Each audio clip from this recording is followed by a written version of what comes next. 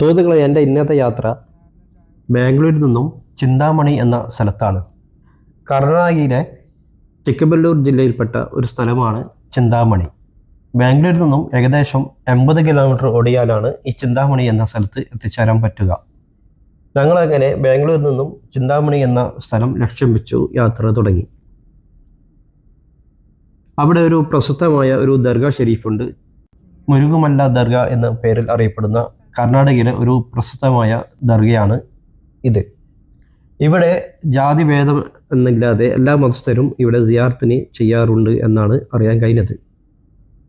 ഇവിടത്തേക്കുള്ള പാത എന്ന് പറഞ്ഞാൽ ഒരു വളരെ വിജനമായ ഒരു പാതയാണ്. രണ്ട് സൈഡും മലകളും റോഡും അങ്ങനെയുള്ള ഒരു പാതയാണ്. അങ്ങനെ അവസാനം ഞങ്ങൾ ചിന്താമണി എന്ന സ്ഥലത്ത് എത്തി. ദർഗാ ഷെരീഫിൻ്റെ മുന്നിലാണ് ഞങ്ങളിപ്പോൾ ഉള്ളത്. ഈ ദർഗാ ഷെരീഫിൻ്റെ മുന്നിൽ തന്നെ കാണാം നിങ്ങൾക്ക് ഇപ്പോൾ മലകളാണ് ഇവിടെ കാണാൻ സാധിക്കുന്നത്. കർണാടകയിലെ ഒരു പ്രശസ്തമായ സ്ഥലമാണ് ഇത്, ചിന്താമണി എന്ന സ്ഥലത്ത് ഈ മുരുകുമല്ല ദർഗ. ഇവിടെ സിയാറത്തിന് വന്നവർ ഒരു ദിവസമെങ്കിലും ഇവിടെ താമസിച്ച ശേഷമാണ് തിരിച്ചു പോകാറ് എന്നാണ് അറിയാൻ കഴിഞ്ഞത്.